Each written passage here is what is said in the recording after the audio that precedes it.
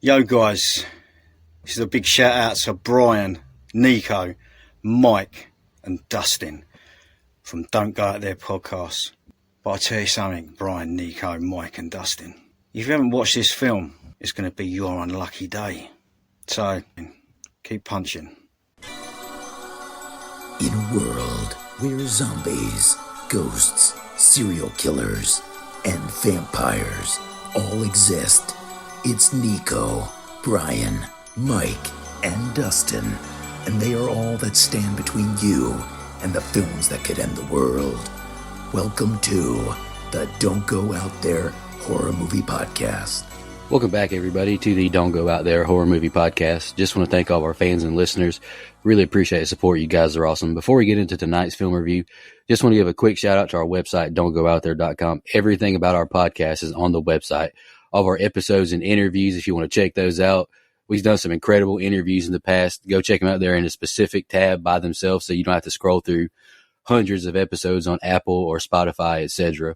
We also have our store if you want to grab a shirt, a mouse pad, a hat, all that good stuff.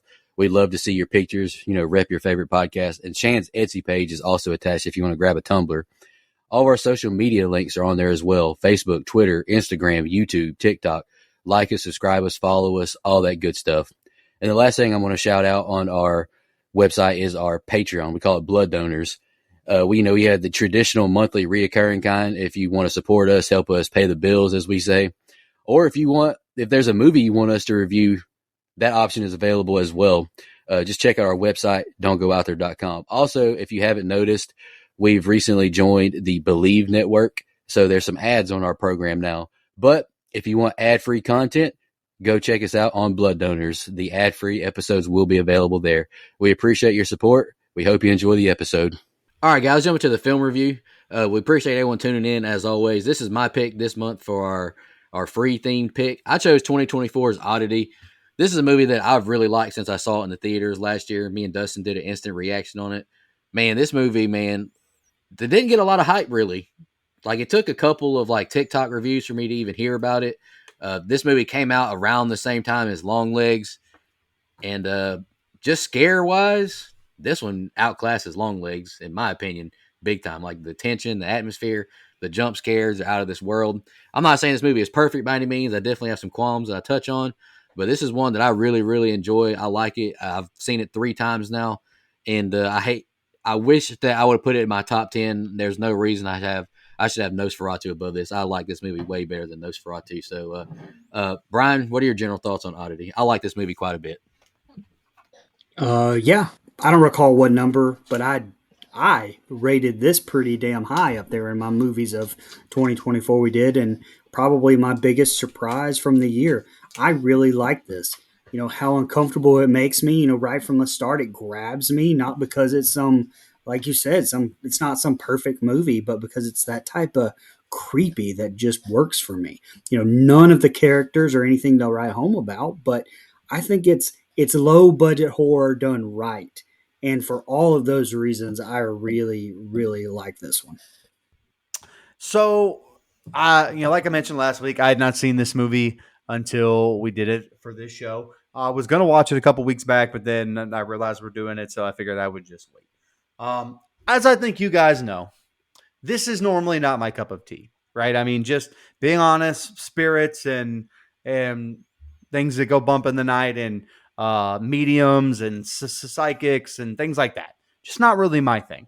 So I have split feelings on this movie because of that. My interest level in the subject itself is pretty low. However, this movie does do a lot of really good stuff. The music and sound and tension is phenomenal in this movie. Hands down, the way they use dark and light and the sound, the shrieking noises that you get throughout the movie, really, really good. And I'm not saying the story is bad. I think it's interesting. And I think the twist that kind of ties everything all together that you can see starting to unravel is really well written. But again, this kind of movie is never, ever just going to fully invest me in that world. But I do think of the ones that do this, this is one of the better ones that I've seen. So I liked it.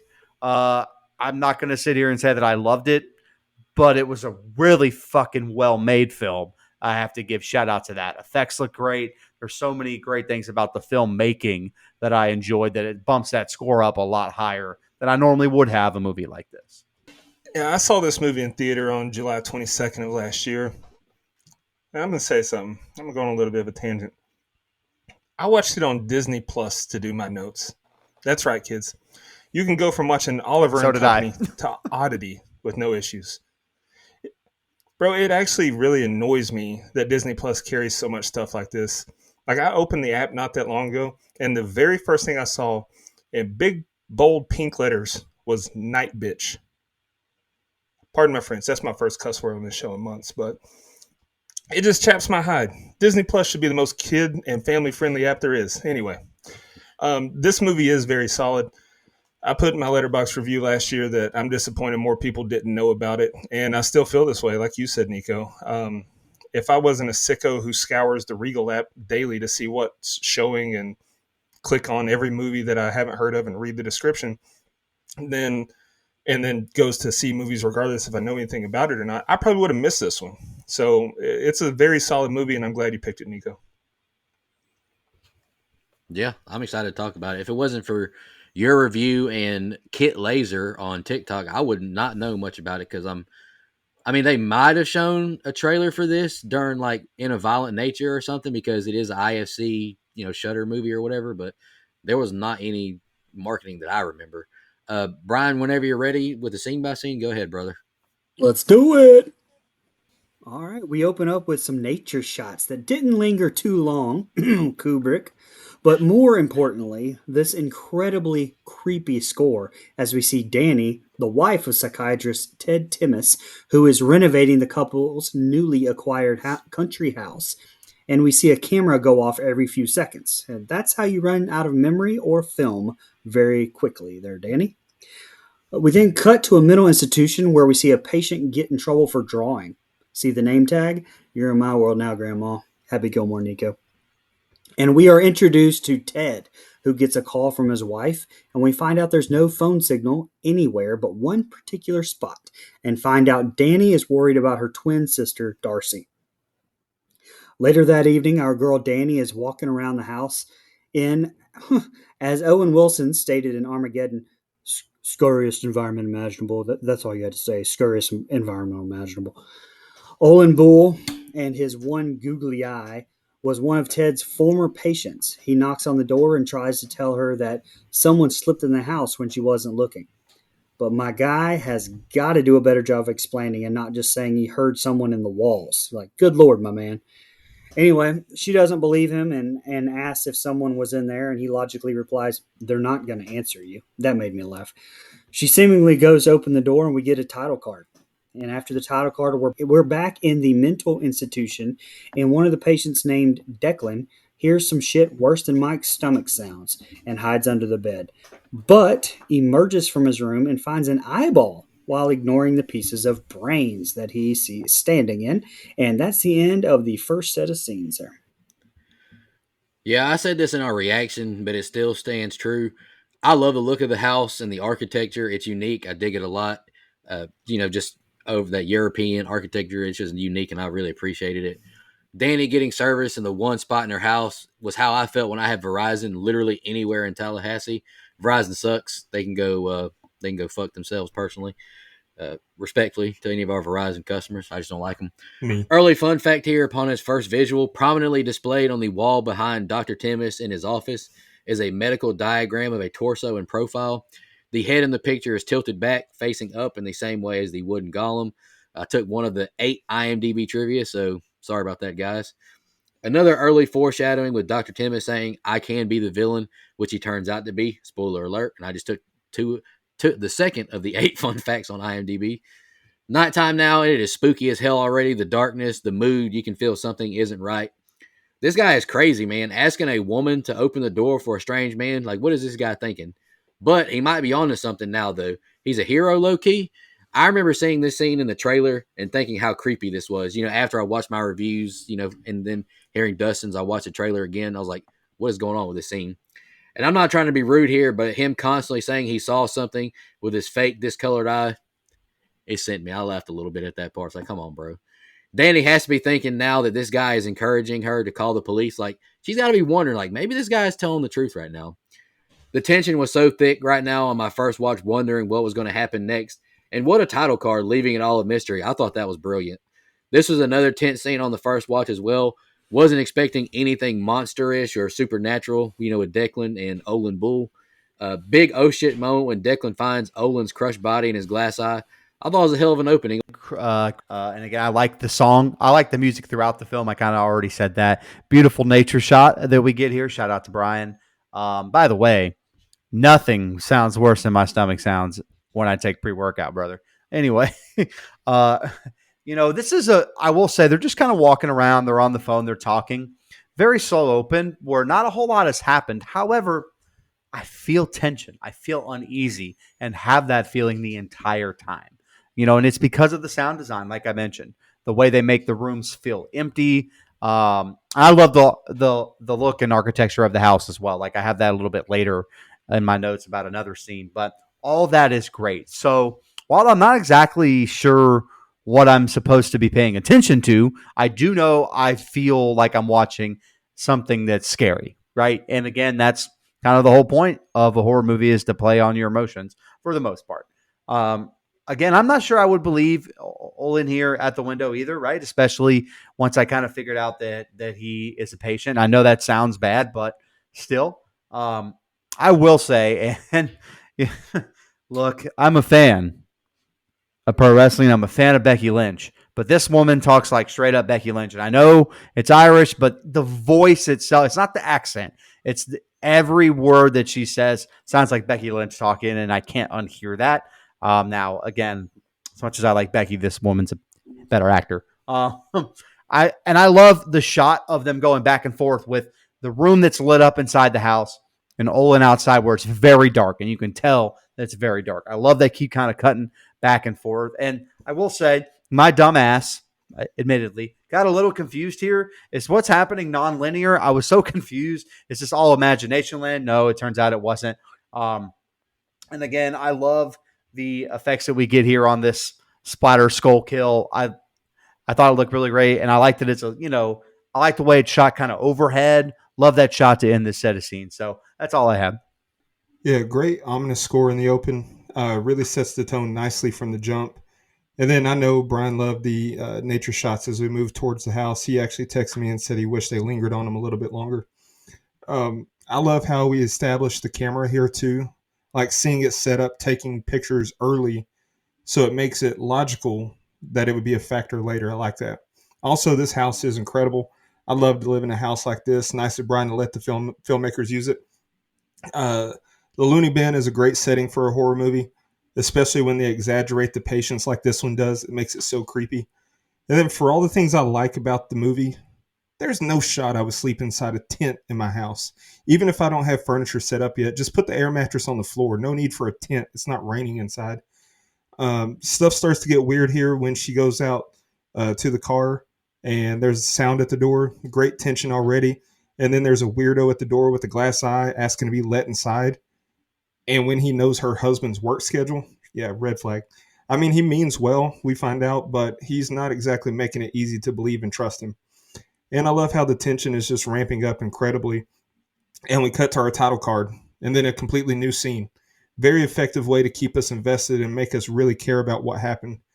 But even the change of scenery doesn't let up on the tension. The atmosphere here is great and the sounds are chilling. And then Buddy finds a bloody mess. It's a really solid open. Man, I'm catching so many strays already, man. Good Lord. 1 year later, Darcy, who we find out is a blind psychic clairvoyant of such, is visited by Ted at her Oddity shop in Cork. She's very happy to see him, and the two make tentative plans to visit again after a ghost story of a dead bellboy. He tells her he found the eye of Olin Bull and gave it to her, and we find out that Olin did in fact kill Danny that night, allegedly. He also tells her he has a girlfriend, which takes Darcy aback as well. After he leaves, we hear the rest of the voicemail that we started to hear last set of scenes from Danny to Darcy, and also learn those pictures Danny were taking on timer were trying to catch orbs, hoping the house was haunted. Darcy blows out a candle at her apartment and takes off her gloves to try to get a reading on Olin Bull's eye. We see flashes of that night and hear Darcy struck with emotion. She jumps up, grabs her jacket, and heads back to the store, pissed. She heads to the back room and slowly approaches a locked chest, and after a major build-up, the music stops and we cut back to Ted's house where he awakes. We meet Yana, who is pissed Ted is still working nights. She's going through Danny's old camera and shows him some photos on the camera where she thinks she sees the ghost of his dead wife, and Ted blows it off, calling it double exposure. Okay, Ted. She tells of her experience seeing her ghost the other night, and he calls her a crazy bitch right before she tells her Darcy had sent the same locked chest that we saw earlier. And oh, by the way, Darcy is outside. We now meet Darcy, who is portrayed by Carolyn Bracken, who portrays Danny as well. Big props to her. I think she did a phenomenal job. I didn't even recognize her as the same woman until I checked IMDb after the movie. You know, we give Mia Goth a lot of praise for portraying two characters. We got to give her the praise as well. I think she did exceptional. This Haunted Bell story is cool, but I don't know if Dustin still feels the same, but I agree with him from the reaction that the end result isn't executed well at the end. Ironic, Darcy brings up Danny opening his closed mind as he opens a figure of a head. I thought that was cool. If I'm Ted, I'm a bit concerned with Darcy investigating Olin Bull's eye, though, just knowing what she does for a living. Ted is spilling way too much tea to Darcy as well. I would not have mentioned that I knew Yana from the hospital or that we were dating. It makes him just sound suspicious. Good review talk here, but being blind would suck so bad. Seeing Darcy having to navigate her way back home looks horrible, and I'm glad she's making the best out of her situation, but just does not look fun not having your vision.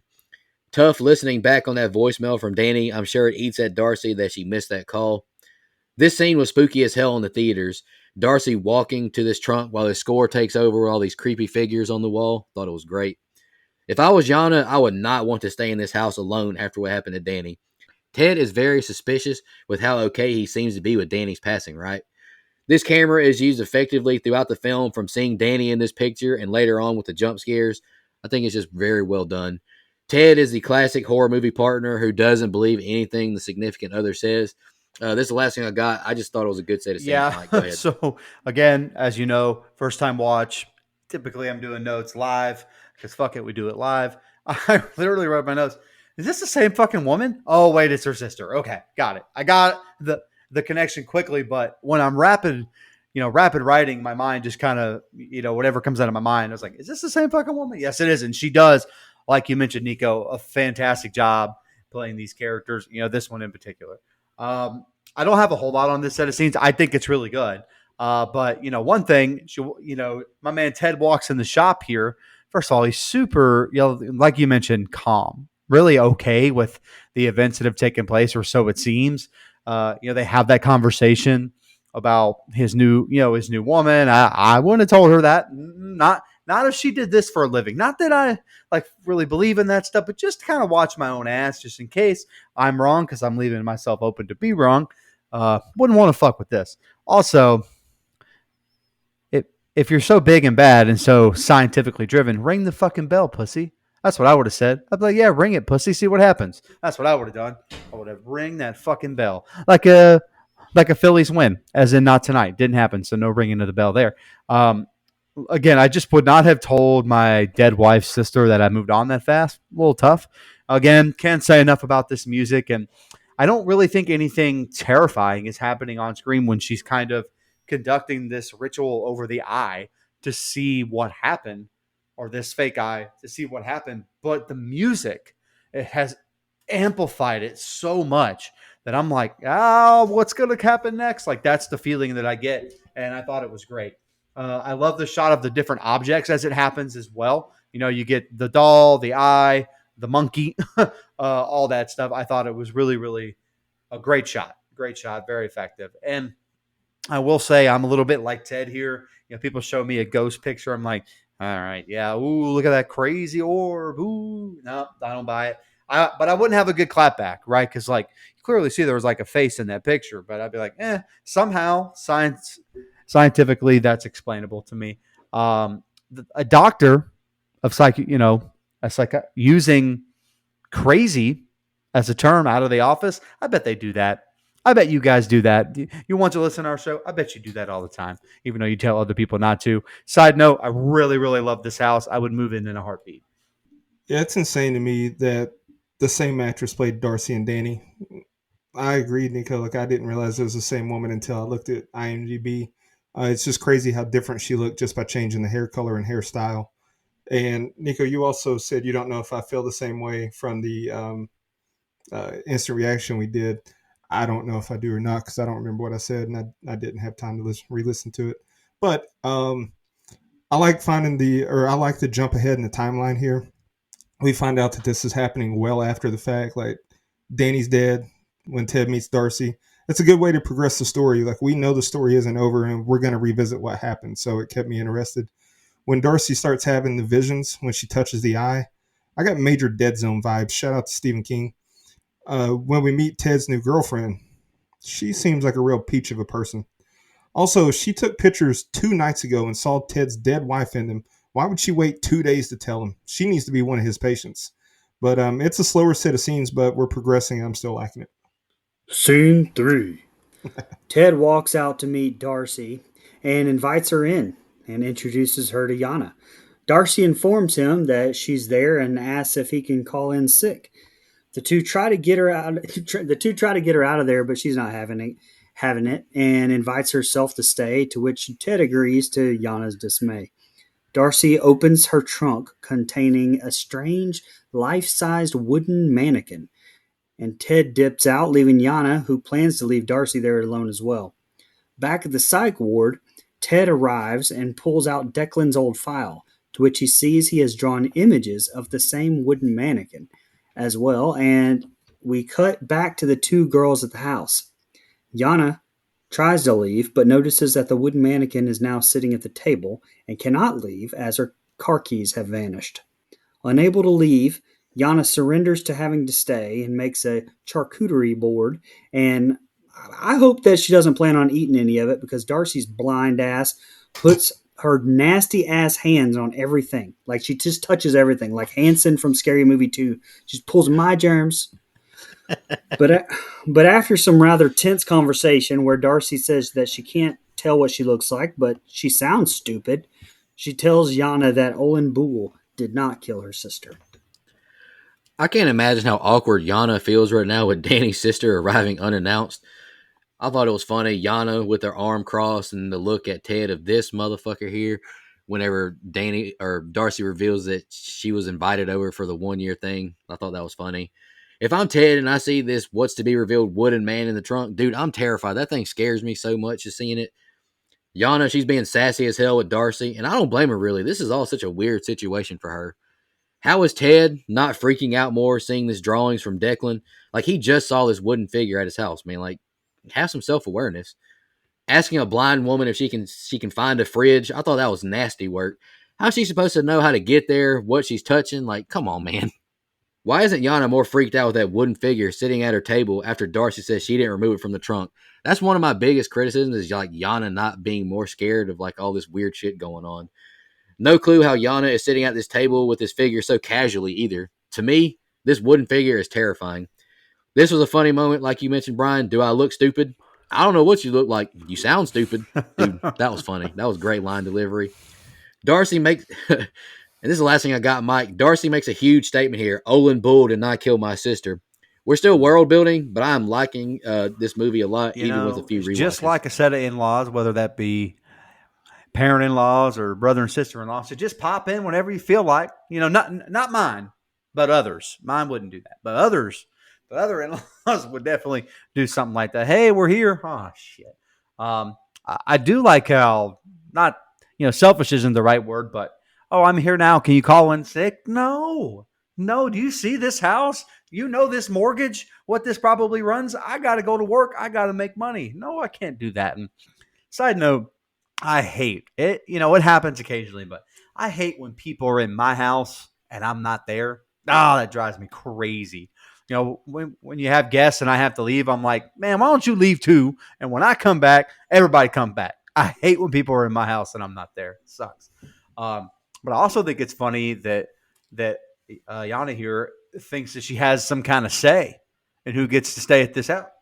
This ain't your house. You've already stated that you have your own place that you guys could go to, but you don't get a say that who stays at this man's house. It's, just saying, throwing that out there. You're just the girlfriend. No offense. Um, I will say this is an odd gift to give someone. I don't care what you do for a living or how you make your money. A little bit of an odd present for someone. This wooden figure here that we have, and it is creepy, right? Everyone, especially Anna, way too calm with this figure being here, and calm later in the big scene that has that involved too. I think. Also, what we know up to this point in the movie, it would be weird, right? Or illegal for him to still work at the place that has the files on the guy that killed his wife. Like, would that not be some kind of conflict of interest? I don't know if he should have access to those things anymore, personally. But again, that's just me. I don't know for sure. It just feels that way. And her, Darcy asking Yana here if she was a patient cracked me up. That sent me. I don't know why. They're back and forth. It's pretty funny. And you definitely called her sister stupid, right? I mean, I'm just being honest. That's exactly what you did. Last thing, I'm in the wrong business. I should become a medium. If I could just touch some objects and tell you exactly what happened with these objects in the past, I could make a buttload of money too. So I know that was very rude of me. I apologize for those people that do that for a living. Sorry. Darcy was so annoying when she showed up practically unannounced. She needs to learn that some invitations are purely gestures unless a time is nailed down. And then the way that she just imposed herself. Can you call in? I want to stay. Woman, get out of my house. First time watching it was very bizarre to me that she sent the trunk and its contents, God, and insisted it be there. After knowing what's going on, I like it. Darcy's on top of things. She knows what she's doing. Ted and Yana talking about how they don't want Darcy there was very rude. I mean, I can't imagine the bathroom was exactly soundproof. And haven't they heard that when you lose one sense, the others are heightened? She definitely heard them. And Yana just keeps being rude to Darcy, asking if she's seen her keys, knowing that she's blind. And then, would I be here if I found them? Well, like, what a B word. I actually agree with her assessment of Darcy, though, when she told her she was psychic. Like, I wouldn't believe her either. Great back and forth between the two here when they discuss the night Danny died. It's really good stuff leading into the next set of scenes. We see some more of that night where Olin Bull was in fact not allowed into the house by Danny. Bull tells her that he's going to get the police and to stand by the door in case he was right. She does not. In fact, she hears things but doesn't run outside. She chooses to grab a hammer, set it down, and then hide in the tent that's set up in the living room. She takes her camera inside with her, and as she's looking through the pictures, sees Bull was right. There is someone in that house with her. The lesson here? Always listen to the one-eyed goon who knocks on your door in the middle of the night. She unzips the tent, and the invader now are sitting there staring at her. We see the bloody aftermath and then jump back to the conversation between Darcy and Yana. Yana asks who did kill her sister, and we cut to the psych ward, where we see a time jump of Olin Bull being somewhat harassed by Ivan, an orderly who works there. Back at the table conversation, Darcy shows Yana Olin's eye and says she knows everything because of it. Back at the psych ward now, we see Ted and Ivan talking in Ted's office and playing chess. Ivan tells him that he saw Darcy at her shop and is interrupted by Ted's cell phone ringing. It's Yana. She tells him everything going on with Darcy and that it was Ivan that killed Danny, not Olin, and Darcy has fallen asleep on the couch.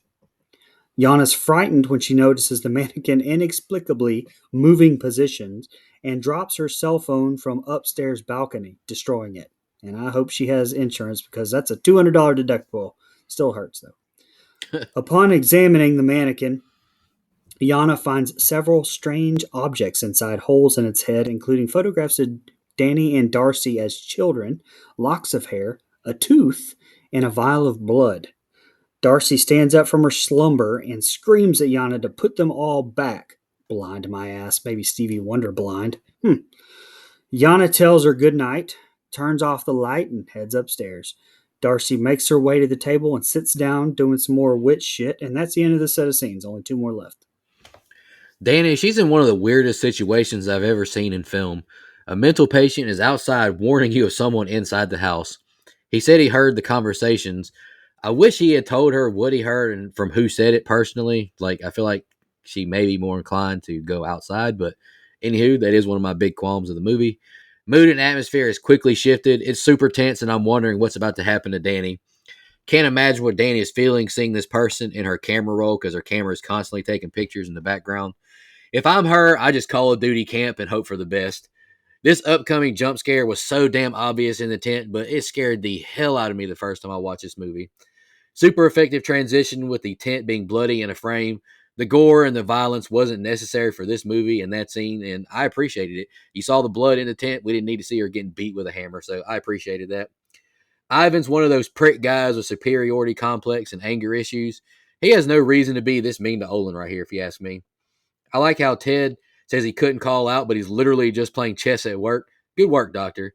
You know, Mike said being a medium's easy work, but it sounds like being like a mental health doctor in Ireland. Like, man, all you gotta do is play chess. Sign me up. I'll take that 6-figure job. Hell of a reveal with Yana saying Ivan killed Danny and not Olin. Wasn't expecting that. Yana must have another cell phone provider, or the service quality has improved a lot in the past year. That's all I gotta say. Damn. And speaking of good jump scares, this cell phone jump scare scared the fuck out of me in the theater.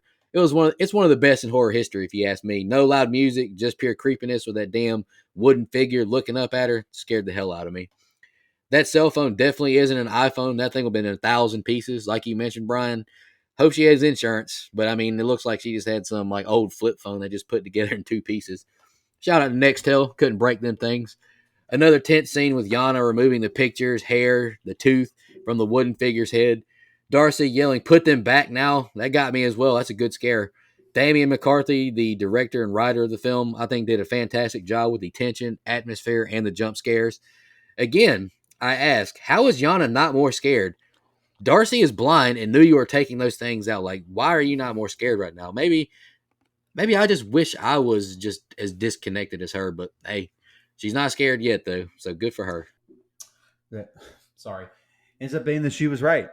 I mean, Olin was just trying to kind of warn her that someone was in her house, sad times. And again, like I mentioned, that judgment that I made on him was wrong. Again, he kind of did it in a, weird way. You're coming up to my window unannounced, letting me know with a little bit of a weird look. So again, I get Danny's the reason for not buying it here, but Dustin pointed this out. Why is this tent down here?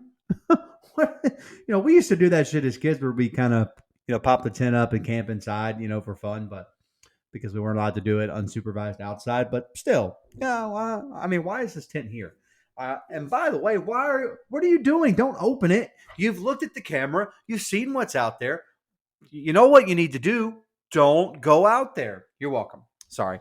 I had to fit it in. That felt like a good time to do it. That's the name of our podcast, by the way, guys. I don't know if you know that. Great jump scare here. I completely agree. It is a top notch. You could see it coming 10,000 miles away, and it was still a great jump scare. Creepy looking mask and the music again, awesome. That screech, like someone scratching a violin, kind of noise that it made, I thought was really, really great. Gave me chills. Side note, a lot of eye talk in this movie, as in like the body part eye, and I fucking hate eyeballs. So like, this is, what are we doing here? Can we stop? This is way too much eye talk. We got a one-eyed guy, a blind person. Like, no, I'm good. No offense to blind people. I'm just saying, like, I just don't like the focusing on eyes. I don't even like looking at my own eyes. So there you go. Again, I feel bad for Olin because this fucking asshole Ivan did it, man. He fucking did it, and they got him for sucks. Ivan makes a very over-the-top, suspicious comment to Ted, which at the time, for first viewing, looked like he was playing in Ted's face. As we end up finding out, not the case.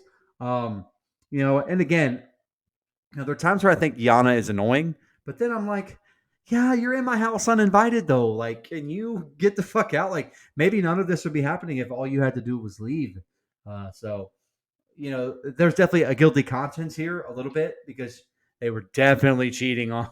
They were definitely cheating on Danny for sure. Crazy that she already. Yeah, when did you two get together? Oh yeah, you definitely were. Um, by the way, why would I, so what I don't get, and maybe it's just like me not viewing it more than once. Why would Yana choose to do all this with this wooden figure to start sticking the hand in the mouth and pulling things out of the head? And I mean, what even prompted her to kind of check out this figure? Did I miss something? I mean, I was paying pretty good attention, I thought. But I mean, again, it made for great scares, great moments. Because I personally would have just kept walking past that figure. Actually, I might have ran past that thing. That's a creepy looking fucking thing. Um, I like the scene where she tells her to put it down, and then she says good night, and then shuts the lights off on her. I really like that. I thought it was creepy. So really good. Probably my favorite set of scenes in the whole movie. There is a lot of really good stuff here. Yeah, I like the flashbacks. I love how they show what happened that night, little by little. Great way to build intrigue. Kind of got to blame Danny at this point, though. Like, if you have even the slightest inclination that Olin wasn't fooling, you don't go to your little tent. I'd make a run for the car and get out of Dodge. I especially wouldn't zip the tent up while I look at the camera and leave the hammer on the table. Like, it's a dummy move. The tension in this scene is incredible. Once we see the person in the picture, and the masked head peeking around the opening in the tent is one of the best jump scares I've seen. I also love how the scene is shot. Like, we go from him entering the tent and then cut to the bloody aftermath. I think it's brilliant. We don't need to see it. It doesn't have to be on screen because of how well it was done. Ivan being a jerk is typical for movies. It seems like anytime there's a movie about a mental institution, the orderlies always act ornery. You got him in this movie, Nurse Ratched in One Flew Over the Cuckoo's Nest, and even Hal L in Happy Gilmore. Shout out Ben Stiller. Also, Brian, you mentioned that earlier. That's funny. It also makes his character's actions make complete sense. So I thought he was well written. I'll be honest, first time watching, I was completely thrown off. Like, I had no idea which direction the story was heading, and that's a great thing. Another great jump scare when Yana looks down and the wooden man is looking up at her. That's very creepy. I agree, Nico. That's a great scene as well. Pretty gross and disturbing moment, or disturbing assortment of items stashed away in Buddy's head, though. Like, Yana was a little too relaxed with being caught, though. I would have asked what Darcy's talking about when she said put it back. And if she called me out on what I did, I'd ask how she knew. Like, that's very unsettling that she just knows I'm taking stuff out of this wooden man's head. But it's a solid set of scenes again. Exactly. Good point. Yana wakes up to go to the restroom and walks downstairs. She sees Darcy and the mannequin looking like they've partaken in a little too much of the recreational illegal drugs at the table. Then, after observing what appears to be a ghostly apparition of Danny on the camera, she keeps being nosy and watching, as well as in her bedroom, freaks the fuck out. Understandably. Downstairs, she arms herself with a knife and hears footsteps coming down the stairs, and the locker closes on its own. She's then able to find her keys, though, and gets the fuck out of there. Normally, you would advise don't go out there, but in this case, she needs to, in fact, go out there. Ted returns to the house to find Darcy alone upstairs. Darcy reveals to Ted that she knows that he was responsible for Danny's murder. She reveals that she herself killed Olin to avenge Danny, but upon performing a psychometric reading of Olin's glass eye, she discovered he was, in fact, innocent. Rather, it was Ted who arranged Danny's murder, enlisting the help of Ivan. Olin overheard discussions between Ted and Ivan regarding the plan to kill Danny, and upon his planned release from the hospital, he arrived at the house that evening to warn Danny. She tells him she's going to see to it that he loses everything. And the next set of scenes is the ending. I have to compliment Carolyn Bracken again. She's so good as Darcy. She has an eerie presence on screen, portraying the psychic woman, just her look, the demeanor. I think she does fantastic. The fear is starting to kick in for Yana, finally. Who turned her light off? Honestly, though, why is a light switch outside of the room? That's just a poor design feature for this cool house. Makes no sense. No way in hell I would be watching videos of my boyfriend's dead wife's videos on her camera. Like, the fuck is wrong with you, Yana? And that jump scare just proved why shit's getting spooky in this house. I don't know what type of Uber service they have in Ireland, but I've been called them. Get me a taxi, somebody. Get me the fuck out of here. Yana, you need to get the fuck out of there, sis. The paranormal gods have given you your keys back. Don't play around, just leave. Creepy as hell, the lights cutting off and the Danny spirit approaching the door. Thought that was great. I love the exchange between Ted and Darcy. Ted is condescending as hell in a doctor's way, but Darcy, she's standing on business, and we love to see it. Ted says Ivan never met Danny. Why would he kill her? But you could say the same thing about Olin Bull. He never met Danny. Why would he want to kill her? Just because he's a mental patient? I guess you could go that route, but pretty weak argument there, Ted. Powerful scene with Darcy saying what Ted should have done. Just break up with her, move on, leave. Murder is never the right answer. Ted thinks way too highly of himself. She'll never get over me. Oh, brother, you think you're the catch of the fucking whatever that old saying is. Get over yourself. He'd rather kill a woman instead of leave and start over. What a sicko. This is what frustrated me from earlier. Olin Bull overheard this entire conversation between Ted and Ivan. Why not tell Danny? Like she would know. I don't know. That's just frustrating to me. I thought it was an excellent set of scenes, though, regardless. Hey, yeah, man. I know ball. Anywho, why are you watching this man's dead wife's camera footage? So fucking weird, especially when you knew what you were doing behind her back. I mean, again, that's what you were doing. Just another comment on the tension and sound here. This movie is doing a really good job of keeping my attention without me really caring that much about the subject matter. Like I mentioned in my open, I want to know what's around the corner, what's going to happen next. They've done a really good job hooking me just by being like, oh shit, what's what's fucking happening. So again, Yana creeping around the house, lights off, lights on, and then seeing the dead wife's head is great. These lingering shots with Ted and the lantern are really well done. Even though it's a modern lantern, right? It kind of has that old timey feel because of the European architecture of the house, like you mentioned.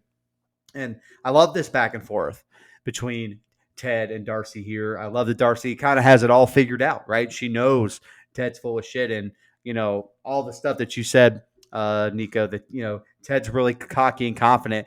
Motherfucker had her killed. He could have just left her. I hate people like this. It drives me up a fucking wall. It's almost every true crime podcast ever at this point, and it goes both ways, right? There's women that have their husbands killed for the same reason. So, like, just leave. Like, what, unless they're being just particularly terrible to you. He didn't sign a prenup. Okay. But somehow collected the life insurance. Tough times out here for the ladies. Good night, man. Again, there was a little bit here where I'm like, is Darcy right, or is this all in her head? But I think we know the character well enough to trust her now, where Ted really is just a giant piece of shit. And so for a minute, they did a good job making me second guess, but I think I know where this is headed. Really good with the tension and atmosphere in this set of scenes. I'm ready to get to the end. Yeah, I'm not sure why Yana is still fully dressed, including jewelry, when she comes back downstairs to use the loo. I guess because she's waiting on Ted to get back, but then she goes and lays in bed. Like, there's no shot I would ever in my life sleep with a watch on. That is psycho behavior. And I agree with you, Nico. She's a real loser watching those videos of Ted's ex or dead wife. Another great jump scare when she is watching the videos, though, of Danny, and we see Ghost Danny. Just great stuff throughout this scene until Yana finds her keys. Because why did she stop to look around when she got outside? Logic says she would run to the car and peel out without looking back. She kind of paused, like, nah, come on. I know Ted had to be concerned pulling up and seeing Yana's car gone and the door wide open. Again, logic says he would get back in his car and leave. Like, she's not here. Let me go find her. Something went down. I'm gone. The revelation that that Darcy killed Olin, that's insane. As was the revelation that Ted had Danny killed. This web is getting tangled. It's great storytelling. I'm not a fan at all of Olin hearing Ted and Ivan talking through the vent, though. Like, that's way too convenient for me. And like you said, Nico, like all Olin had to do at the house was be like, listen, I heard Ivan and Dr. Timmis talking. He's here to kill you.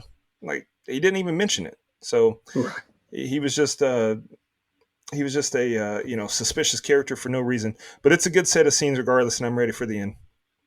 You're right. And he verbalized it by saying he heard him through the walls.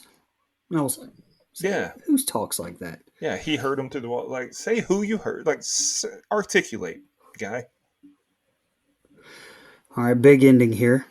Ted, of course, refutes Darcy's claims and accuses her of being delusional, attributing it to the brain tumor that originally caused her to go blind.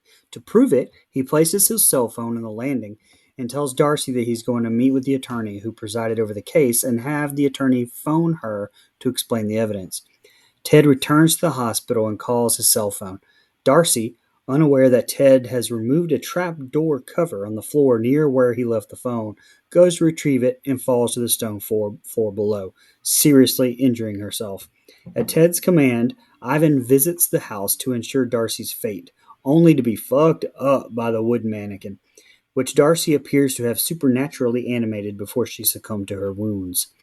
Sometime later, Ivan, having survived the attack, is committed to the psychiatric hospital by Ted. To ensure that Ivan does not confess to Danny's murder, Ted sets free a violent cannibal in the hospital who brutally kills Ivan.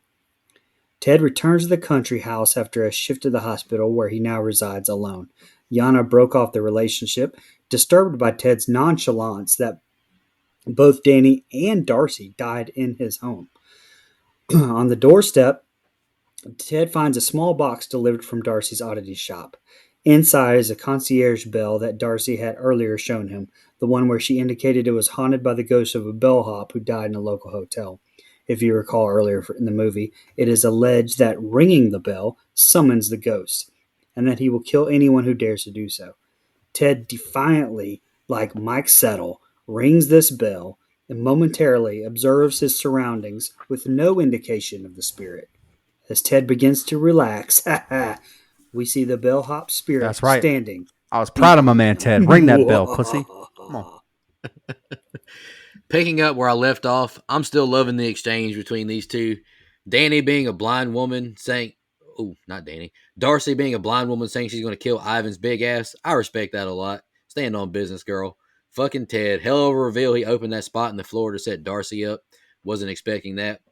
I don't know why she felt the need to walk so fast to that buzzing phone, though. Why not walk over slowly, feeling the room out some? Anywho, she's still like a sprained ankle, nothing to play with, and she's about to give Ivan the karma he deserves. No joke, this wooden figure is one of the scariest things to me I've seen in a horror movie. Give me a franchise featuring it. I'm just kidding. Only said it to see Dustin's reaction. Good review talk here, but this scene with Darcy connecting herself via Bluetooth to the wooden figure is so good. The score and the lighting is top notch.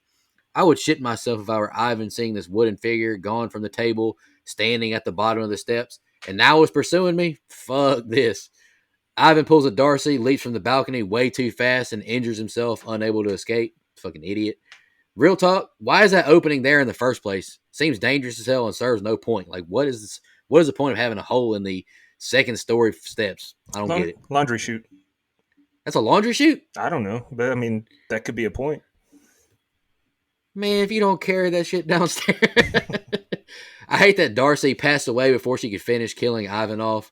Suspect as hell of Ted to grab Ivan's toe. Big pause right there. Ted is ruthless. He had Ivan kill his wife. Now he's setting him up for an unexplained death by the most vicious mental patient at the halfway house. Damn, Ted, you're a hell of a psychopath. I'll give you that much. Biting another man's toe is outrageous behavior as well. Pause on that. That would hurt so damn bad, though, in hindsight. Proud of Yana for not going back to Ted and telling him to fuck off. That piece of shit needs to be alone and miserable. If I were Ted here opening this package and I found that haunted bell, I'd be horrified. No way in hell I would ring it. Ted sucked as a person and a character in this movie. Now, I said earlier with the tent we didn't need to see the gore, but I feel like we were robbed as an audience not seeing him die a gruesome death by the bellboy. Haunting movie that legit scared me the first watch with some of the best jump scares I've seen. I really like the movie. Yeah. Go ahead, Mike. Again, I really like the interaction that keeps going here. I like Darcy in the set of scenes, and I will say the insertion of Ivan and Ted kind of working together is interesting. You know, part of me would have really just liked one bad guy, but I understand how Ted could put someone else up to it to pull it off. So I understand why they did it. Again, Darcy being right about everything. I fucking, like I mentioned last of the scene, I just hate dudes like this that use these excuses to kill their wives. Like, what are you doing, man? Just leave be with Yana. It happens all the time in the real world out here. So I love that they're kind of using Darcy, they're using the word phone being all, fucked up and broken. And what they mean is Darcy. I find that code to be interesting, maybe to cover their tracks, I guess. In case anyone ever heard that call, maybe. I don't know. That's what I took from it. Again, this whole thing is creepy. All this stuff that takes place in the house is very good. The mannequin, I knew that it would get up and move eventually. I thought that, that was an interesting way to kind of make Ivan sound crazy to Ted, which is why he ends up strapped to this bed. I thought that was a really nice twist. And, Ted just being the ultimate fucking heel. He's a piece of shit. Great ending. Honestly, really full attention. Ted kind of gets away with it until he doesn't, right? Though, I mean, yeah, he loses Yana, which, that's sad. But, I mean, I love the fact that he had the balls to ring the bell. I will say, objectively hilarious when this bellboy shows up behind him, because that bellboy doesn't look scary. He looks like somebody that works at the Hollywood Tower of Terror at Disney World. But I did think it was a really great way to end it. And Ted kind of I agree with you. I wish we could have seen him die on screen because he definitely deserved it. Very devious plan from Ted when he left the phone where he did and emphasized the importance of her answering it when it rings. I mean, what he did to her, that's worse than leaving a plunger in the toilet for her to find. That's just brutal. Seeing her fall and disappear into the black hole, that was a great shot. Big red flag when Ivan gets to the house and we see the woodman sitting at the other end of the table from where it was earlier. Of course, he doesn't know that, but it's great for us to see and realize. And then when the thing turns and is looking up at him when he's upstairs, the freakiness and tension is building great at this point. And the camera, starts taking pictures. That adds to it. Seeing the wooden man actually moving is a great touch. It's terrifying stuff here, but I do have to say I'm not a big fan of the look of the wooden man in motion. Like it was very clearly a man in a suit. And I don't know. I don't think it looked that great, but it's okay. And Ivan he doesn't have an athletic bone in his body. There's no reason his legs should have snapped like that from that fall.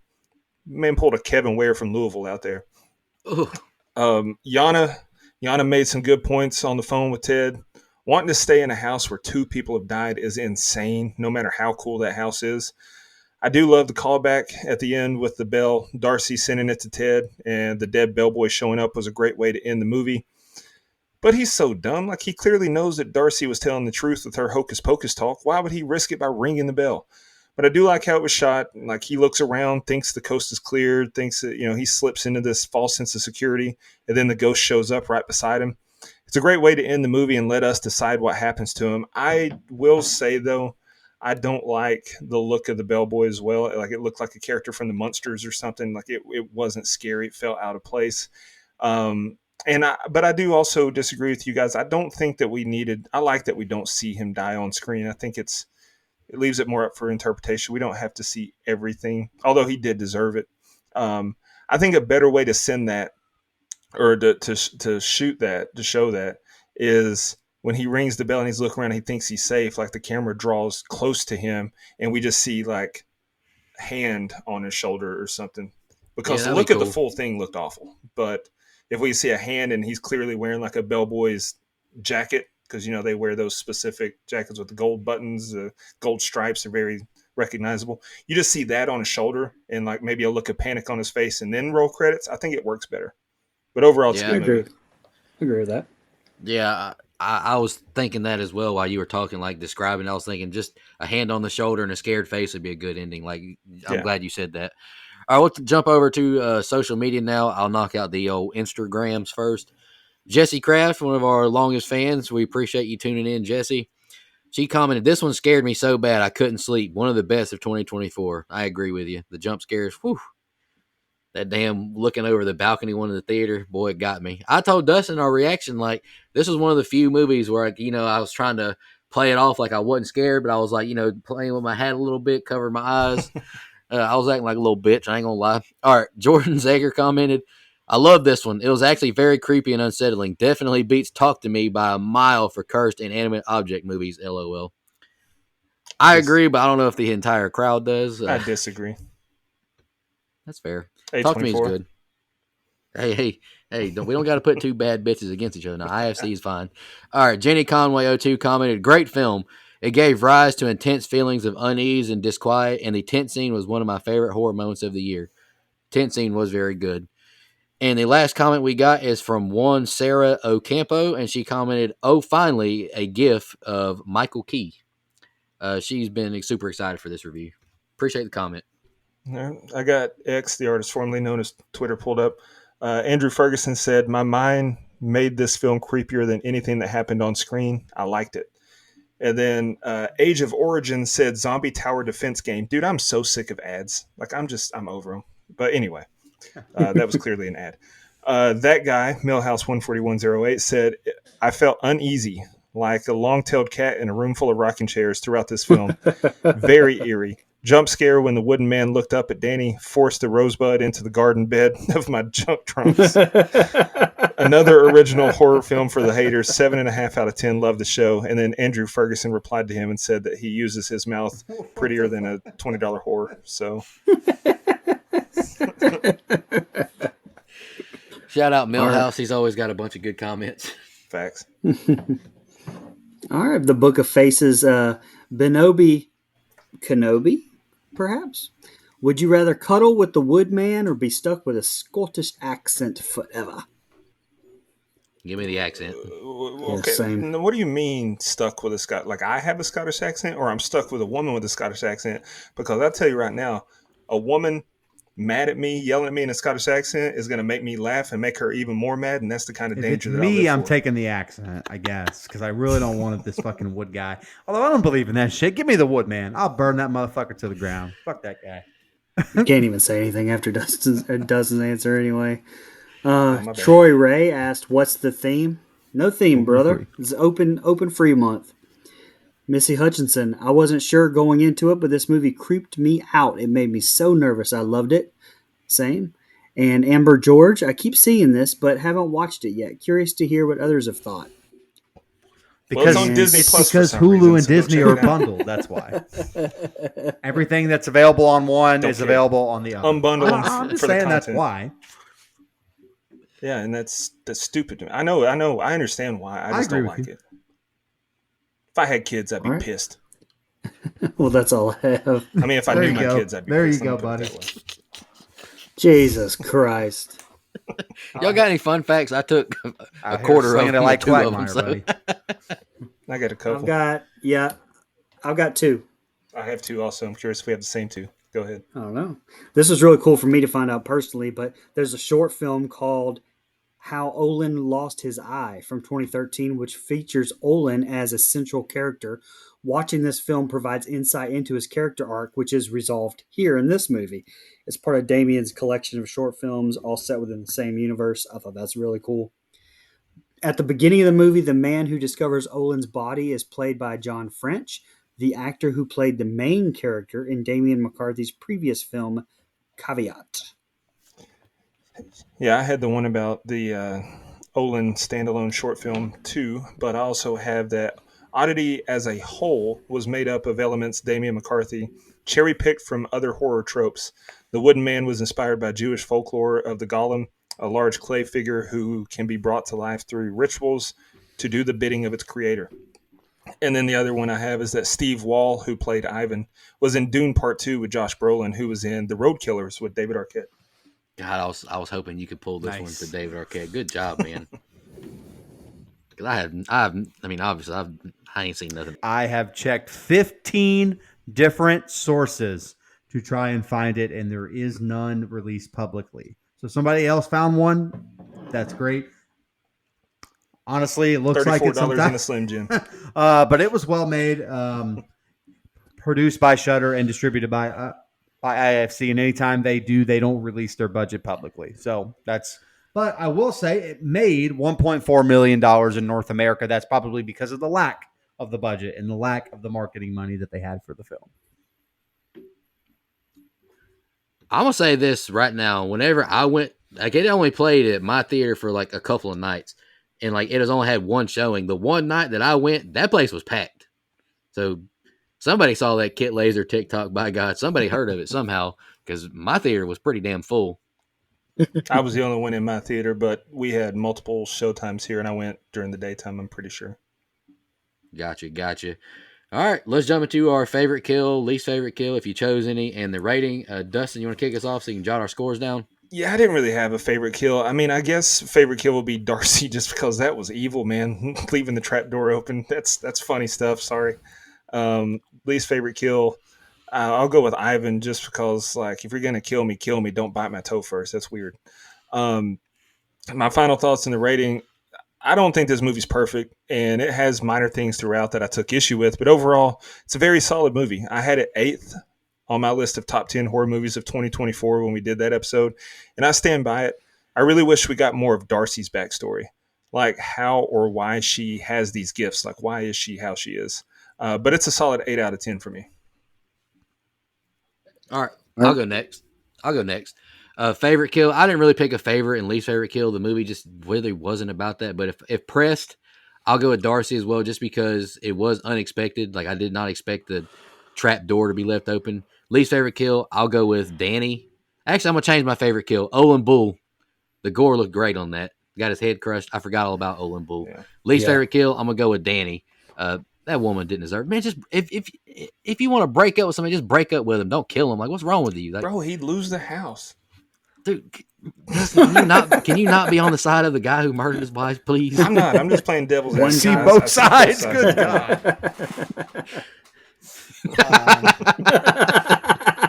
You see that house? That's a cool house, man. All right. Anywho, back to the. I like the movie. I think it's very good. I feel terrible that I left it off my top 10. If I could go back in time, I would change that. It's really one of the scariest movies I've ever seen in theaters. Like, I was legitimately scared watching it. Like, I've mentioned my qualms throughout. I give it an 8.25. All right, yeah, I actually didn't pick a favorite kill or least favorite kill either. I really enjoyed it a lot too. I think Damian McCarthy, did an absolute fantastic job with what he had to work with, and I'm not saying that in a bad way. I'm just saying I think it depended on the director a lot. Like, it could have gone either way with the way it was shot, but he did it amazingly. Along with the sound design, like Mike brought up many times, amazing. I also gave it an 8.25. I didn't have a favorite or least favorite kill. I mean, like you guys mentioned, I guess you could go Darcy. I would say my least favorite is Ted because we don't get to see it happen, but we also don't know if he died. So I guess that's not really a fair pick there. Yeah, I mean, all the stuff I said in the beginning is pretty much how I still feel, right? I mean, again, there's some really good stuff here. I think the story is fine.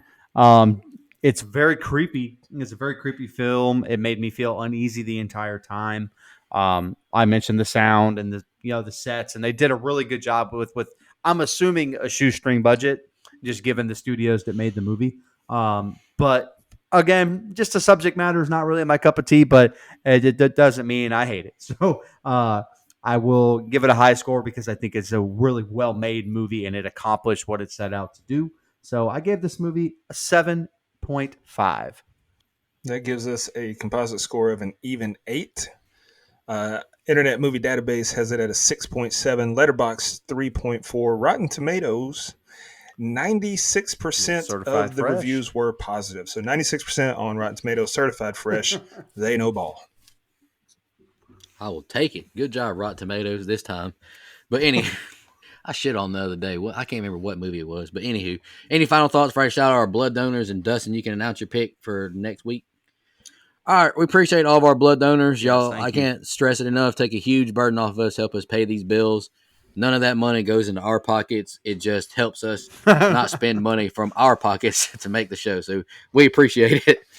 Camper level reoccurring Nina, the Horror Movie Crew podcast, Michelle Mirza, Steve Schmidt, the funniest guy leaving comments every week. Appreciate it, Steve. And Matt from the UK. That's awesome. Got a donor from the United Kingdom. Hell yeah. Camp Counselor reoccurring, Edwin Hernandez Gunn, Joe Swinford, Adrian Aiello, Brian Samick, Andrew Ferguson, Brooke Maley, Heather Superdoc, Jennifer Davison, a Too Close to Home podcast, Dana Tucker, Cole McAlexander, Max K, Madison Arzola, and Casey Smith. We really appreciate y'all. Can't stress it enough how much you help us out. Dustin, we're concluding this free month. April, what's your pick? Yeah, I forgot what it was until you said that, and I scrambled to remember. But Recently, we had the pleasure, and I do say pleasure, and I mean it, of interviewing Patrick Bryce. And in prepping for that interview, I was looking through his filmography, and I saw a movie that I was like, holy crap, Demi Moore, Ed Helms, Isaiah Whitlock Jr., a.k.a. Senator Clay Davis. I got to watch this movie. It's called Corporate Animals. It's on Peacock. It's on Tubi. I watched it, and I think that this movie is absolutely hilarious. So if horror comedy is not your thing, Nico, Whoa, dude, Mike, Brian, I don't fair. know. Y'all all three might not like this movie. I know it's not. I just didn't want to single Nico out. But this movie... Since when do you care about that? Nah, you're right. But no, it's Corporate Animals is my pick. It's from 2019. It's a really short watch, hour 26 minutes. I laughed like hard. So I'm excited to see what you guys think of it. Yeah, and go check out our interview with Patrick Price. Don't go out there.com. Hey, why are we still recording? Oh, my bad. You setting us up for... Thank you so much, everybody. I'll see you next week.